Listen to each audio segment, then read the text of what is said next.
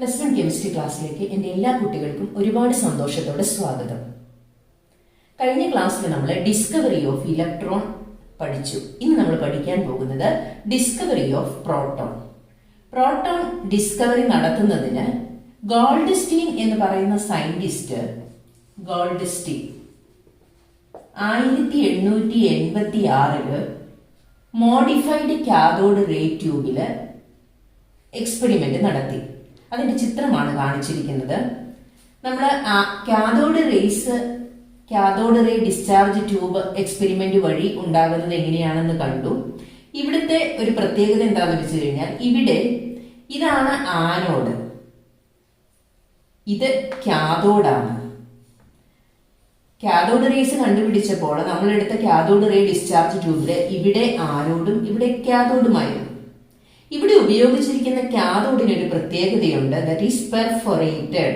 ഇടയ്ക്ക് ചെറിയ ഹോൾസ് ഉണ്ട്, നിങ്ങൾ ശ്രദ്ധിച്ചു നോക്കിയാൽ മനസ്സിലാകും.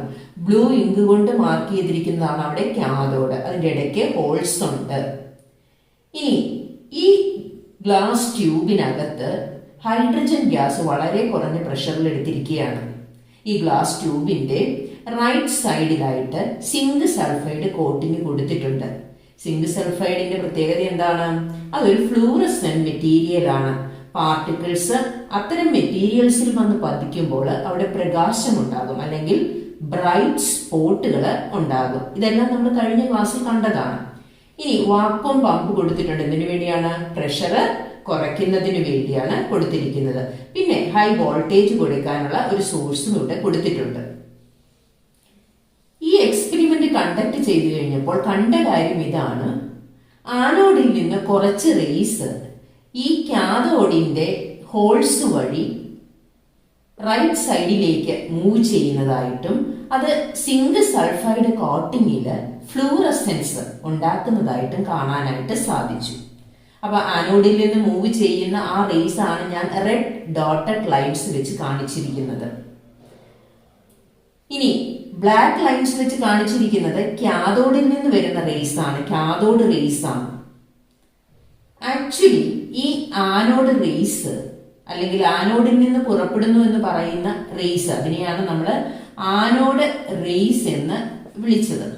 ഈ ആനോഡ് റേസ് ആനോഡിൽ നിന്നല്ല പുറപ്പെടുന്നത്. നമ്മൾ പറഞ്ഞു ഇതിനകത്ത് എന്താണ് എടുത്തിരിക്കുന്നത്? ഹൈഡ്രജൻ ഗ്യാസ് ആണ് എടുത്തിരിക്കുന്നത്, വളരെ ലോ പ്രഷറില്. അപ്പോൾ ഹൈ വോൾട്ടേജ് കൊടുക്കുമ്പോൾ കാഥോഡിൽ നിന്ന് ആരുണ്ടാകുന്നു? കാഥോഡ് റേസ് വരുന്നു. കാഥോഡ് റേസ് എന്ന് പറയുന്നത് എന്താണ്? ഇലക്ട്രോൺസ് ആണ്. അപ്പൊ ഈ ഇലക്ട്രോൺസ് ഈ ഹൈഡ്രജൻ ഗ്യാസിൽ വളരെ ശക്തിയായിട്ട് വന്നിരിക്കുമ്പോൾ, ഇതാണ് ഹൈഡ്രജൻ ഗ്യാസ് എന്ന് വിചാരിക്കുക. ഈ ഹൈഡ്രജൻ ഗ്യാസിൽ വളരെ ശക്തിയായിട്ട് വന്നിരിക്കുമ്പോൾ ഈ ഹൈഡ്രജനിൽ നിന്ന് ഇലക്ട്രോൺ പുറത്തേക്ക് പോകുന്നു. അപ്പൊ ഹൈഡ്രജനിൽ നിന്ന് ഇലക്ട്രോൺ പുറത്തേക്ക് പോയി കഴിഞ്ഞു കഴിഞ്ഞാൽ, എച്ചിൽ നിന്ന് ഒരു ഇലക്ട്രോൺ പുറത്തേക്ക് പോയി കഴിഞ്ഞാൽ എന്തായിട്ട് മാറും? H+ ആയിട്ട് മാറും അത്. അപ്പൊ അവിടെ ഒരു പോസിറ്റീവ്ലി ചാർജ്ഡ് അയോൺ ഉണ്ടാകും. ഈ പോസിറ്റീവ്ലി ചാർജ്ഡ് അയോൺസ് ആണ് ഈ റെഡ് ലൈൻസ്. അതാണ് സിങ്ക് സൾഫൈഡ് കോട്ടിങ്ങില് ഫ്ലൂറസെൻസ് ഉണ്ടാക്കുന്നതെന്ന് കണ്ടെത്തി. അപ്പൊ ആക്ച്വലി ആനോഡിൽ നിന്നല്ല ഈ ആനോഡ് റേസ് പുറപ്പെടുന്നത്. പകരം എന്താണ്? ഈ ആനോഡിനും കാഥോഡിനും ഇടയിൽ എടുത്തിരിക്കുന്ന ആ ഗ്യാസ് അയണൈസ് ചെയ്ത് ആ അയോൺസ് ആണ് ആനോഡിൽ നിന്ന് മൂവ് ചെയ്യുന്നതായിട്ട് കാണുന്നത്. Okay, and these rays are called anode rays, അല്ലെങ്കിൽ അതിന് മറ്റൊരു പേരുണ്ട്, പോസിറ്റീവ് റേസ് എന്നും അതിനെ വിളിക്കുന്നു. പോസിറ്റീവ് റേസ്, അല്ലെങ്കിൽ അതിനെ കനാൽ റേസ് എന്ന് വിളിക്കുന്നു. എന്തുകൊണ്ടാണ് ഈ കനാൽ റേസ് എന്ന് വിളിക്കുന്നത്? ആ കാഥോഡിന്റെ ഇടയ്ക്കുള്ള ഹോളിൽ കൂടി, ഒരു കനാലിൽ കൂടി അത് മൂവ് ചെയ്യുന്നു, അല്ലെ? അതിൽ കൂടി മൂവ് ചെയ്യുന്ന റേസ് ആയതുകൊണ്ടാണ് അതിനെ കനാൽ റേസ് എന്ന് വിളിക്കുന്നത്. ഓക്കെ, ഇനി എന്തൊക്കെയാണ് ഈ ആനോഡ് റേസ് അല്ലെങ്കിൽ കനാൽ റേസിന്റെ പ്രോപ്പർട്ടീസ് എന്ന് നമുക്ക് നോക്കാം. ഓക്കെ, നമ്മൾ കാഥോഡ് റേസിന്റെ പ്രോപ്പർട്ടീസ് വളരെ ഇമ്പോർട്ടന്റ് ആണെന്ന് കണ്ടു. അതുപോലെ ഇമ്പോർട്ടന്റ് ആണ് ആനോഡ് റേസിന്റെ പ്രോപ്പർട്ടീസും. Properties of anode rays. Properties of anode rays. ഒന്നാമത്തെ പ്രോപ്പർട്ടി നിങ്ങൾക്ക് തന്നെ പറയാവുന്നതേ ഉള്ളൂ. നോക്കിക്കേ, ആ റെഡ് ഡോട്ടഡ് ലൈൻസ് ആണ് ആനോഡ് റേസ്. അത് വളഞ്ഞും തിരിഞ്ഞുമാണ് പോകുന്നത്? അല്ല, they travel in straight lines. ഒന്നാമത്തെ എന്താണ്? ദേ ട്രാവൽ ഇൻ സ്ട്രെയിറ്റ് ലൈൻസിലാണ് അവ മൂവ് ചെയ്യുന്നത്. ഓക്കെ, ഇനി രണ്ടാമത്തെ കാര്യം എന്ന് പറയുന്നത്, ഈ ആനോഡ് റേസ് പോകുന്ന വഴിയിൽ ഒരു ഇലക്ട്രിക് ഫീൽഡ് വെച്ചിരുന്നു കഴിഞ്ഞാൽ ആ ഇലക്ട്രിക് ഫീൽഡിന്റെ നെഗറ്റീവ് പ്ലേറ്റിലേക്ക് ആകർഷിക്കുന്നതായിട്ട് കണ്ടെത്തി. അതായത് നെഗറ്റീവിലേക്ക് ആകർഷിക്കണമെങ്കിൽ ഈ പോകുന്ന റേസിന്റെ ചാർജ് എന്തായിരിക്കും? അത് പോസിറ്റീവ് ആയിരിക്കും. അപ്പൊ എന്താണ് രണ്ടാമത് മനസ്സിലായ കാര്യം? They are positively charged ions. Positively charged ions ആണെന്ന് മനസ്സിലായി. ഇനി മാത്രമല്ല, കാഥോഡ് റേസിന്റെ ബിഹേവിയറിന് എഗെയിൻസ്റ്റ് ആയിട്ടുള്ള ഒരു ബിഹേവിയർ ആണ് ആര് കാണിക്കുന്നത്? Anode rays. എപ്പോൾ? ഇലക്ട്രിക് ഫീൽഡിലും മാഗ്നറ്റിക് ഫീൽഡിലും വെക്കുമ്പോൾ. So we can say when placed in electric and magnetic field, electric ഫീൽഡിലും മാഗ്നറ്റിക് ഫീൽഡിലും വെക്കുമ്പോൾ they show behavior against to cathode rays. Cathode റേസിന് എഗെയിൻസ്റ്റ് ആയിട്ടുള്ള ഒരു ബിഹേവിയർ ആണ് ആര് കാണിക്കുന്നത്? ഈ ആനോഡ് റേസ് അല്ലെങ്കിൽ പോസിറ്റീവ്ലി ചാർജ്ഡ് അയോൺസ് കാണിക്കുന്നത്. So behaviour against to cathode rays. അങ്ങനെയാണ് ഇത് പോസിറ്റീവ്ലി ചാർജ്ഡ് അയോൺസ് ആണെന്ന് മനസ്സിലായത്. ഇനി മൂന്നാമത്തെ കാര്യം എന്ന് പറയുന്നത്, ഈ പോസിറ്റീവ്ലി ചാർജ്ഡ് അയോൺസ് ഇതിനകത്തെടുത്തിരിക്കുന്ന ഗ്യാസിന്റെ നേച്ചറിനെ ഡിപ്പെൻഡ് ചെയ്യുന്നു. സപ്പോസ് ഇവിടെ നമ്മൾ ഹൈഡ്രജൻ ഗ്യാസ് ആണ് എടുത്തിരിക്കുന്നത്.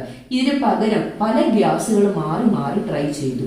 അങ്ങനെ മാറി മാറി ട്രൈ ചെയ്ത് കഴിഞ്ഞപ്പോൾ ഈ പോസിറ്റീവ്ലി ചാർജ്ഡ് അയോൺസിന്റെ ചാർജിന് വ്യത്യാസം വന്നതായിട്ട് മനസ്സിലായി.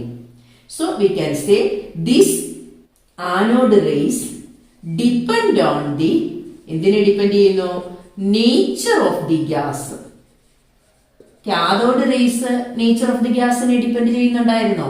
ഇല്ല. ഏത് ഗ്യാസ് എടുത്താലും കാഥോഡ് റേസിന്റെ പ്രോപ്പർട്ടീസ് മാറുന്നില്ലായിരുന്നു, അല്ലെ?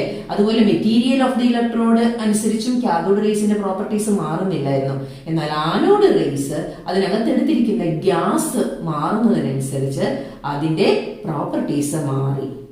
അതായത് ചില positively charged particles, so some positively charged particle carry a multiple of fundamental unit of electric charge. Fundamental unit of electric charge. അപ്പൊ ഗ്യാസ് മാറുന്നതിനനുസരിച്ച് അതിനകത്തുള്ള പാർട്ടിക്കിൾസിന്റെ പോസിറ്റീവ് ചാർജ് മാറിയെന്നാണ്. ഈ fundamental unit of electric charge എന്ന് പറഞ്ഞാൽ എന്താണ്?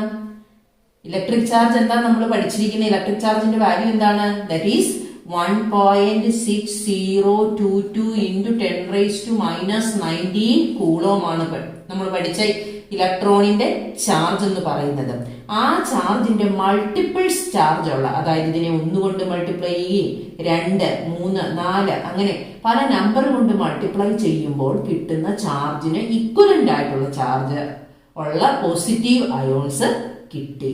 അതായത് ഈ കാഥോഡ് റേസ് ഈ ഗ്യാസിൽ വന്ന് പതിക്കുമ്പോൾ ആ ഗേഷ്യസ് ആറ്റത്തിൽ നിന്ന് ചിലപ്പോൾ 1, 2, 3 ഇലക്ട്രോൺസ് പോകും. ഒരു ഇലക്ട്രോൺ പോയാൽ ഒരു പോസിറ്റീവ് ചാർജ് കിട്ടും. 2 ഇലക്ട്രോൺ പോയി കഴിഞ്ഞാൽ ഒരു ആറ്റത്തിന്റെ, suppose A is the atom, 2 എണ്ണം പോയി, അപ്പൊ A2+ കിട്ടില്ലേ? ഇനി 3 എണ്ണം പോയി കഴിഞ്ഞാലോ A3+ ആകും, അല്ലെ? അപ്പൊ അതാണ് പറഞ്ഞത്, some of the positively charged particles carry a multiple of fundamental unit of electric charge. അപ്പൊ നമ്മള് ഇലക്ട്രിക് ചാർജ്, ഇലക്ട്രോണിന്റെ ചാർജ് ഇതായിട്ട് എടുക്കുകയാണെങ്കിൽ ഇതിന്റെ മൾട്ടിപ്പിൾ ചാർജ് ഉള്ള പോസിറ്റീവ്ലി ചാർജ് അയോൺസ് കണ്ടെത്തി. ഓക്കെ, ഇനി അഞ്ചാമത്തെ കാര്യം എന്ന് പറയുന്നത് ഇതിന്റെ E/m റേഷ്യോ എന്ന് പറഞ്ഞാൽ charge to mass ratio. Charge of the positively charged ion divided by mass of that ion കണ്ടുപിടിച്ചപ്പോൾ അത് ഗ്യാസുകൾ, ഇതിനകത്തെടുത്തിരിക്കുന്ന ഗ്യാസ് മാറുന്നതിനനുസരിച്ച് മാറുന്നതായിട്ട് കണ്ടെത്തി. സോ ദി E/m റേഷ്യോ ആരെ ഡിപ്പെൻഡ് ചെയ്യുന്നു? Depend on the nature of the gas. So depend on the nature of the gas. ആ ഗ്യാസിന്റെ നേച്ചറിനെ ഡിപ്പെൻഡ് ചെയ്യുന്നതായിട്ട് കാണാൻ സാധിച്ചു.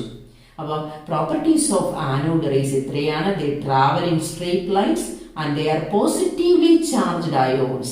And when placed in electric field and magnetic field, their behavior is against that of cathode rays. Cathode rays ന് just opposite ആണ്.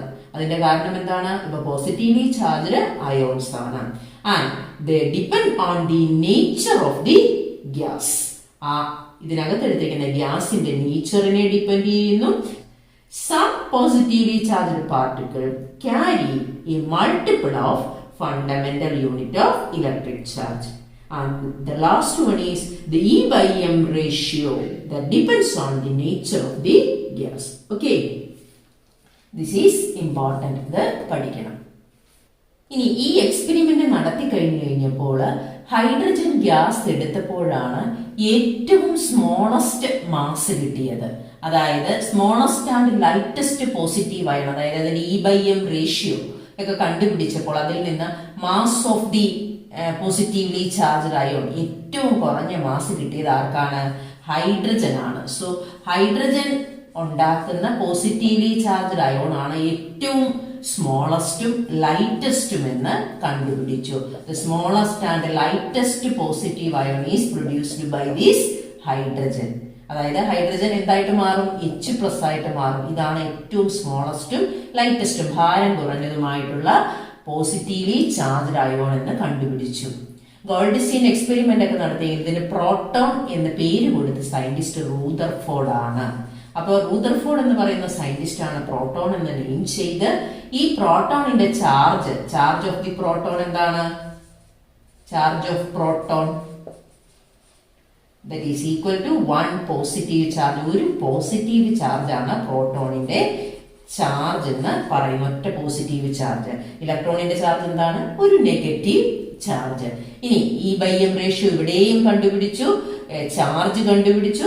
അതിൽ നിന്ന് നമ്മൾ അവിടെ ഇലക്ട്രോണിന്റെ എങ്ങനെയാണ് കണ്ടുപിടിച്ചത്?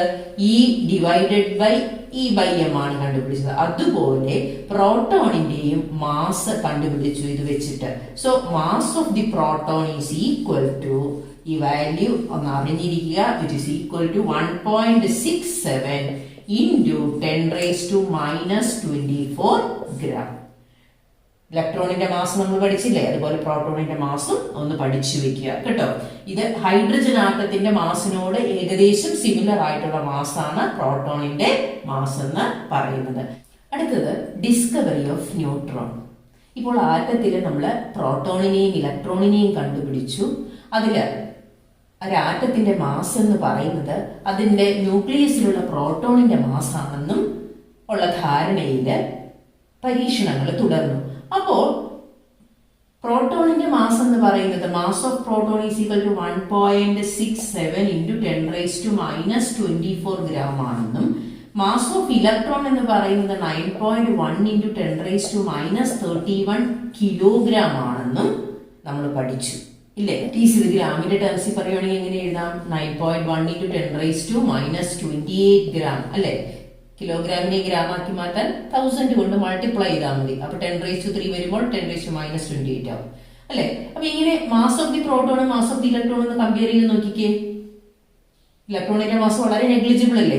അപ്പൊ നമ്മൾ കൺസിഡർ ചെയ്ത മാസ് ഏതാണ്? പ്രോട്ടോണിന്റെ മാസാണ് കൺസിഡർ ചെയ്തത്. ഒരു ആറ്റത്തിന്റെ മാസ് എന്ന് പറയുന്നത് അതിലുള്ള പ്രോട്ടോണിന്റെ മാസ് ആണെന്നുള്ള ധാരണയില് പോയി. അങ്ങനെ വന്നു കഴിഞ്ഞപ്പോൾ പല ആറ്റങ്ങളുടെയും മാസ് എടുത്തപ്പോൾ actual mass of the atom എന്ന് പറയുന്നത് ഈ പ്രോട്ടോണിന്റെ മാസിനേക്കാൾ കൂടുതലായിട്ട് വന്നു. അപ്പൊ മനസ്സിലായി ആറ്റത്തിന്റെ ന്യൂക്ലിയസിനകത്ത് പ്രോട്ടോണിനെ കൂടാതെ മറ്റു ചില പാർട്ടിക്കിൾസ് കൂടിയുണ്ട്. അതുകൊണ്ടാണ് ആക്ച്വൽ മാസ് കൂടിയിരിക്കുന്നത്. പ്രോട്ടോണിന്റെ മാസ് മാത്രമേ അവിടെ കൺസിഡർ ചെയ്തുള്ളൂ അല്ലെ? അപ്പൊ ആക്ച്വൽ മാസ് എന്ന് പറയുന്നത് കൂടുതലാണ്. അതിന്റെ അർത്ഥം പ്രോട്ടോണിനെ കൂടാതെ മറ്റു ചില പാർട്ടിക്കിൾസ് കൂടി എവിടെ കാണും? ആറ്റത്തിന്റെ ന്യൂക്ലിയസിൽ കാണുമെന്ന് മനസ്സിലാക്കി. അങ്ങനെ 1932 1932 ചാഡ്വിക് എന്ന് പറയുന്ന സയന്റിസ്റ്റ് ബെറീലിയം ന്യൂക്ലിയസിൽ ആൽഫ പാർട്ടിക്കിൾസ്, ഹൈ സ്പീഡുള്ള ആൽഫ പാർട്ടിക്കിൾസ് ബെറീലിയം ന്യൂക്ലിയസിൽ ബോംബാർഡ് ചെയ്യിച്ചപ്പോൾ, കൂട്ടിയിടിപ്പിച്ചപ്പോൾ അവിടെ നിന്ന് ഒരു പാർട്ടിക്കിൾ എമിറ്റ് ചെയ്തു. ആ പാർട്ടിക്കിൾ എന്ന് പറയുന്നതിനെയാണ്, ആ പാർട്ടിക്കിളിന്റെ പ്രത്യേകത എന്ന് പറയുന്നത് അതിന് ചാർജ് ഇല്ലായിരുന്നു, ന്യൂട്രൽ പാർട്ടിക്കിൾ ആയിരുന്നു. ആ ന്യൂട്രൽ ചാർജ് ഇല്ലാത്ത ആ ന്യൂട്രൽ പാർട്ടിക്കിളിനെയാണ് ന്യൂട്രോൺസ് എന്ന് വിളിച്ചത്. എന്താണ്? Neutrons. When alpha particle is bombarded with beryllium nucleus. ഇനി എന്താണ് ആൽഫ പാർട്ടിക്കിൾ എന്ന് പറഞ്ഞു തരാം കേട്ടോ. ഈ ന്യൂട്രോൺസിന്റെ മാസ് എന്ന് പറയുന്നത് പ്രോട്ടോൺസിന്റെ മാസിനേക്കാൾ കുറച്ചുകൂടി കൂടുതലാണ്. So slightly greater than that of the mass of slightly greater mass than that of ആരെക്കാൾ? പ്രോട്ടോൺസിനേക്കാൾ. അപ്പൊ പ്രോട്ടോൺസിനേക്കാൾ കുറച്ചുകൂടി കൂടിയ ഒരു മാസ് ആർക്കുണ്ടായിരുന്നു? ന്യൂട്രോൺസിനുണ്ടായിരുന്നു. ഇങ്ങനെ കണ്ടുപിടിക്കപ്പെട്ട ന്യൂട്രോൺസിനുണ്ടായിരുന്നു. ഇങ്ങനെയാണ് ന്യൂട്രോൺസ് കണ്ടുപിടിച്ചത്. ഓക്കെ, അപ്പൊ ഇപ്പൊ ആറ്റത്തിലെ പ്രോട്ടോൺ, ഇലക്ട്രോൺ, ന്യൂട്രോൺ കണ്ടുപിടിച്ചു. ഓക്കെ, ഇനി അടുത്തത് ഡിസ്കവറി ഓഫ് റേഡിയേഷൻസ്. പലതരം റേഡിയേഷൻസ് ഏതൊക്കെയാണെന്ന് നമുക്കൊന്ന് പരിചയപ്പെടാം. ആദ്യം ഇതൊരു കാഥോഡ് റേ ഡിസ്ചാർജ് ട്യൂബ് തന്നെയാണ്. ഇതിനകത്ത് ഗ്യാസ് ഉണ്ട്. ആ ഗ്യാസ് ലോ പ്രഷർ കൊടുത്തു കഴിയുമ്പോൾ, ഹൈ വോൾട്ടേജും കൊടുത്തു കഴിയുമ്പോൾ ഇതിനകത്ത് നിന്ന് കാഥോഡിൽ നിന്ന് ആനോഡിലേക്ക് റേസ് മൂവ് ചെയ്യും. അതിനെയാണ് നമ്മൾ കാഥോഡ് റേസ് എന്ന് വിളിച്ചത്. എന്നാൽ റോൺജൻ എന്ന് പറയുന്ന സയന്റിസ്റ്റ്, റോൺജൻ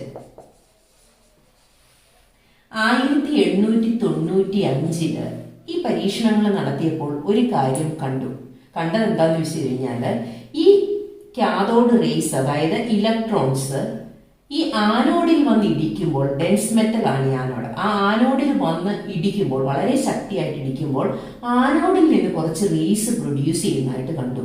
ഈ ആനോഡിൽ നിന്ന് പ്രൊഡ്യൂസ് ചെയ്യുന്ന റേസ് ആ ഡിസ്ചാർജ് ട്യൂബിന്റെ അവസാനം ഞാൻ ഫ്ലൂറസെന്റ് കോട്ടിംഗ് ഒന്നും കൊടുത്തിട്ടില്ല. പകരം ഈ ഡിസ്ചാർജ് ട്യൂബിന്റെ പുറത്ത് ഒരു ഫ്ലൂറസെന്റ് മെറ്റീരിയൽ വെച്ചിട്ടുണ്ട്. ആ പുറത്തിരിക്കുന്ന ഫ്ലൂറസെന്റ് മെറ്റീരിയലില് ഫ്ലൂറസെൻസ് ഉണ്ടാക്കുന്നതായിട്ട് കാണാൻ സാധിച്ചു. അതായത് ഡിസ്ചാർജ് ട്യൂബിനെയും കടന്നു പുറത്തേക്ക് പോയി ആ റേസ്. ആ റേസിന്റെ സ്വഭാവം ഒന്നും റോൺജൻ അന്ന് അറിഞ്ഞുകൂടായിരുന്നു. അതുകൊണ്ട് അദ്ദേഹം അതിന് എക്സ് റേസ് എന്ന് പേര് കൊടുത്തു. അപ്പൊ എങ്ങനെയാണ് അത് എക്സ് റേസ് ഉണ്ടായത്? ശരിക്കും ഈ ഇലക്ട്രോൺസ് അല്ലെങ്കിൽ കാഥോഡ് റേസ് ആ ആനോഡിൽ പോയി ശക്തിയായി ഇടിക്കുമ്പോൾ ആനോഡിൽ നിന്നാണ് ഈ റേസ് ഉണ്ടായത്. അതിന്റെ നേച്ചർ അറിയില്ലാത്തത് കൊണ്ട് അതിന് എന്തെന്ന് പേര് കൊടുത്തു? എക്സ് റേസ് എന്ന് പേര് കൊടുത്തു. ഈ എക്സ് റേസിന് ഹൈ പെനിട്രേറ്റിംഗ് പവർ ആണ്. പെനിട്രേറ്റിംഗ് പവർ എന്ന് പറഞ്ഞാൽ എന്താണ്? ഹൈ പെനിട്രേറ്റിംഗ് പവർ, തുളഞ്ഞു കയറി പോകാനുള്ള ഒരു കഴിവാണ്. അതാണ് പെനിട്രേറ്റിംഗ് പവർ.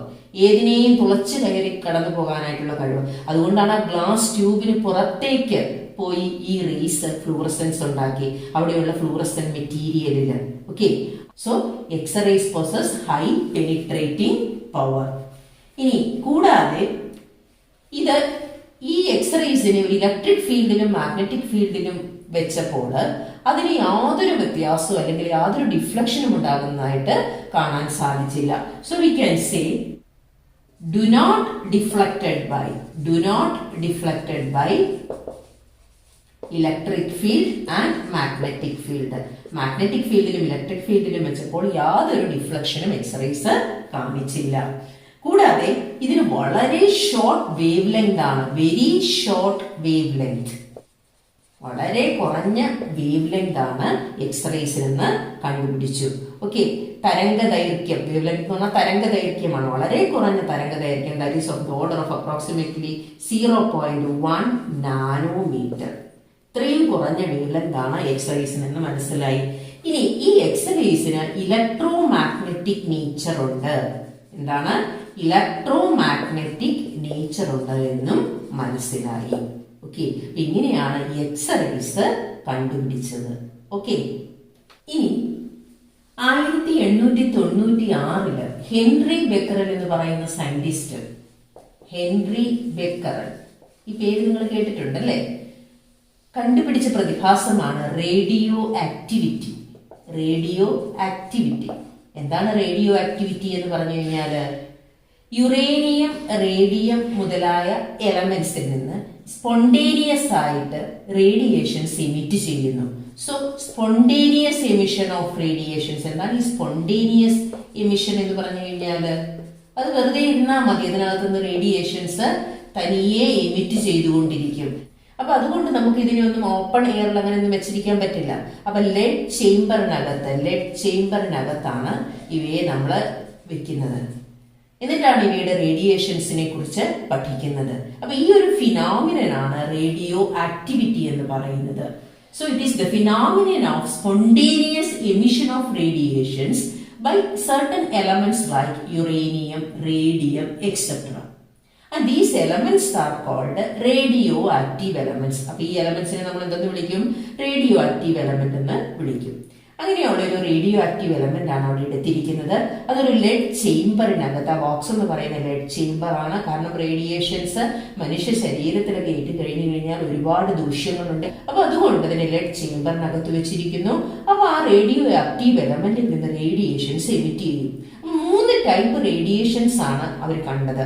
ഇനി ആ റേഡിയേഷൻസ് പോകുന്ന വഴിയിൽ ഒരു ഇലക്ട്രിക് ഫീൽഡ് അപ്ലൈ ചെയ്തു. അപ്പൊ അതിന്റെ ഡീവിയേഷനും നിങ്ങൾക്ക് ചിത്രത്തിൽ കാണാം. ഇത് ഒരു നെഗറ്റീവ് പ്ലേറ്റ് ആണ്, തൊട്ടപ്പുറത്ത് വെച്ചിരിക്കുന്ന ഒരു പോസിറ്റീവ് പ്ലേറ്റ് ആണ് അല്ലെ. അപ്പം നെഗറ്റീവ് പ്ലേറ്റിലേക്ക് അട്രാക്ട് ചെയ്ത റേസ് ആൽഫ റേസ് എന്ന് വിളിച്ചു. അതാണ് ആൽഫ റേസ്. ഇലക്ട്രിക് ഫീൽഡിനെ നെഗറ്റീവ് പ്ലേറ്റിലേക്ക് അട്രാക്ട് ചെയ്തു. അപ്പൊ നെഗറ്റീവ് പ്ലേറ്റിലേക്ക് അട്രാക്ട് ചെയ്യണമെങ്കിൽ ആൽഫ റേസിന്റെ ചാർജ് എന്തായിരിക്കും? പോസിറ്റീവ് ചാർജ് ആയിരിക്കും. അപ്പൊ ആൽഫ റേസിന് 2 പോസിറ്റീവ് ചാർജ് ഉണ്ടെന്ന് കണ്ടുപിടിച്ചു. സോ +2 ചാർജ് ആൽഫ പാർട്ടിക്കിളിനുണ്ട്. ഇനി അതിന്റെ മാസ് എന്ന് പറയുന്നത് 4u ആണ്. 4 യൂണിഫൈഡ് മാസ് ആണ് ആൽഫ റേസിന്റെ മാസ് എന്ന് പറയുന്നത്. ഇനി അങ്ങനെയാണ് എങ്കിൽ നമുക്ക് ഇതിനെ റെപ്രസെന്റ് ചെയ്യാം. ഇതെന്ന് പറയുന്ന 4 യൂണിഫൈഡ് മാസ് ഉള്ള എലമെന്റ് പീരിയോഡിക് ടേബിളിൽ ഏതാണുള്ളത്? ഹീലിയമാണ്. അപ്പൊ നമുക്ക് എങ്ങനെ റെപ്രസെന്റ് ചെയ്യാം? He4(2) എന്ന് നമുക്ക് റെപ്രസെന്റ് ചെയ്യാം. ഒരു വ്യത്യാസമേ ഉള്ളൂ, ഹീലിയത്തില് 2 ഇലക്ട്രോൺ ഉണ്ട്, ഇവിടെ എന്തില്ല? ഇലക്ട്രോൺ ഇല്ല. അപ്പൊ നമുക്ക് വേണമെങ്കിൽ പറയാം alpha rays are helium nucleus without electrons. Electrons ഇല്ലാത്ത ഹീലിയം ന്യൂക്ലിയസിനെയാണ് നമുക്ക് ആൽഫ റേസ് എന്ന് വിളിക്കാം. ഓക്കെ, അപ്പൊ ഇതാണ് ആൽഫ റേസിനെ കുറിച്ച് പറയാനുള്ളത്.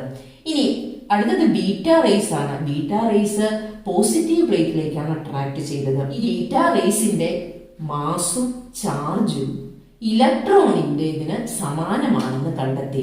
So mass and charge similar to electron. ഇലക്ട്രോണിന്റെ മാസിനും ഇലക്ട്രോണിന്റെ ചാർജിനോടും സിമിലർ ആണ് ബീറ്റ റേസിന്റെ മാസും ചാർജും എന്ന് കണ്ടെത്തി. അങ്ങനെയാണെങ്കിൽ അത് നമുക്ക് എങ്ങനെ റെപ്രസെന്റ് ചെയ്യാം? ഇതാണ് ഇലക്ട്രോൺ എങ്കിൽ ഇലക്ട്രോണിന്റെ ചാർജ് എന്താണ്? ദാറ്റ് ഈസ് -1 ആൻഡ് അതിന്റെ മാസ് എന്താണ്? 0. അതായത് ഇലക്ട്രോണിന്റെ മാസ് നെഗ്ലിജിബിൾ ആയിട്ടാണ് എടുത്തിരിക്കുന്നത്, അതുകൊണ്ടാണ് അവിടെ 0 കൊടുത്തിരിക്കുന്നത്. അപ്പൊ നമുക്ക് ഇങ്ങനെ റെപ്രസെന്റ് ചെയ്യാം. ഇനി മൂന്നാമത്തെ ടൈപ്പ് ഓഫ് റേസ് നിങ്ങൾ നോക്കിക്കേ. അവിടെ ഇലക്ട്രിക് ഫീൽഡിനോട് യാതൊരു ആഭിമുഖ്യവും കാണിച്ചില്ല, അത് നേരെ സ്ട്രെയിറ്റ് ലൈനിൽ ട്രാവൽ ചെയ്തു. So we can say gamma rays. So gamma rays എന്താണ്? ന്യൂട്രൽ ആണ് എന്ന് കണ്ടുപിടിക്കപ്പെട്ടു. അതായത് അവ ഇലക്ട്രിക് ഫീൽഡിനോട് ആകർഷിക്കപ്പെടുന്നില്ല. പോസിറ്റീവ് പ്ലേറ്റിനോടും ആകർഷിക്കപ്പെടുന്നില്ല, നെഗറ്റീവ് പ്ലേറ്റിനോടും ആകർഷിക്കപ്പെടുന്നില്ല. മാത്രമല്ല they are high energy radiations. അവയ്ക്ക് ഹൈ എനർജിയാണ്, ഹൈ എനർജി റേഡിയേഷൻസ് ആണ്. അതുപോലെ they do not consist particles. ഒരു പാർട്ടിക്കിൾ നേച്ചറും അത് കാണിക്കുന്നില്ല. So do not consist of particles. ഇവിടെ ആൽഫ റേസും ബീറ്റ റേസും പാർട്ടിക്കിൾ നേച്ചർ കാണിച്ചു അല്ലെ. അവിടെ പോസിറ്റീവ് ചാർജുള്ള പാർട്ടിക്കിൾ ഉണ്ടെന്നും ഇവിടെ നെഗറ്റീവ് ചാർജുള്ള പാർട്ടിക്കിൾ ഉണ്ടെന്ന് നമ്മൾ കണ്ടു. എന്നാൽ അത്തരം ഒരു പാർട്ടിക്കിൾ നേച്ചർ ആര് കാണിച്ചില്ല? ആ ഗാമ റേസ് കാണിച്ചില്ല. ഓക്കെ, ഇനി ഇവയുടെ പെനിട്രേറ്റിംഗ് പവറിനെ കുറിച്ച് പറയണം. എന്താണ് പെനിട്രേറ്റിംഗ് പവർ? തുളച്ച് കയറി പോകാനുള്ള ആ ഒരു കഴിവ്. പെനിട്രേറ്റിംഗ് പവർ ഏറ്റവും കുറവ് ആൽഫ റേസിനാണ്. ആൽഫ റേസിന് ലീസ്റ്റ് പെനിട്രേറ്റിംഗ് പവർ ആണ് ഉള്ളത്. എന്നാൽ ബീറ്റ റേസിന് ആൽഫ റേസിന്റെ 100 ടൈംസ് ആണ്. സോ 100 ടൈംസ് ആൽഫ റേസിനേക്കാൾ പെനിട്രേറ്റിംഗ് പവർ ആർക്കുണ്ട്? ബീറ്റ റേസിനുണ്ട്. എന്നാൽ ഗാമ റേസ് വരുമ്പോഴത്തേനും വീണ്ടും അത് 1000 ടൈംസ് ആവും. 1000 ടൈംസ് ആൽഫ റേസ്. ആൽഫ റേസിനേക്കാൾ 1000 ടൈംസ് പെനിട്രേറ്റിംഗ് പവർ ആണ് ആർക്കുള്ളത്? ഗാമ റേസിനുള്ള. അപ്പൊ അവരുടെ പെനിട്രേറ്റിംഗ് പവർ കൂടി ഒന്ന് അറിഞ്ഞിരിക്കുക. തുളഞ്ഞു കയറി പോകാനുള്ള കഴിവ് ഏറ്റവും കൂടുതൽ ആർക്കാണ്? ഗാമ റേസിനാണ്. ഏറ്റവും കുറവ് ആൽഫ റേസിനാണ്. ഓക്കെ, അപ്പൊ ഈ ലീസ്റ്റ് പെനിട്രേറ്റിംഗ് പവർ ഉള്ള ആൽഫ റേസ് ആണ് ചാഡ്വിക് ന്യൂട്രോൺ കണ്ടുപിടിക്കാൻ വേണ്ടി ബെറിലിയം ന്യൂക്ലിയസിൽ ബൊമ്പാർഡ് ചെയ്യിപ്പിച്ചത് കേട്ടോ. അതാ ഇതാണ് ആൽഫ റേസ്. ഓക്കെ, ഇനി അടുത്തത് ഈ ടോപ്പിക്കിൽ നിന്ന് ചോദിക്കാൻ സാധ്യതയുള്ള ചോദ്യങ്ങൾ. First one, write the characteristics of anode rays. Anode റേസിന്റെ ക്യാരക്ടറിസ്റ്റിക്സ് എഴുതുക. Second one, compare the mass and charge of subatomic particles. ഏതൊക്കെയാണ്? Proton, neutron, electron. അവയുടെ മാസും ചാർജും തമ്മിൽ ഒരു കമ്പാരിസൺ നടത്തി വാല്യൂസ് ഒന്ന് പഠിക്കുക. Third one, write a note on different type of radiations. X rays പഠിച്ചു, alpha rays, gamma rays and beta rays. Okay, അപ്പൊ ഇന്ന് പഠിപ്പിച്ച ടോപ്പിക്കുകൾ നന്നായിട്ട് പഠിക്കുക. അപ്പൊ നമുക്ക് അടുത്ത ക്ലാസ്സിൽ കാണാം. And thank you for watching.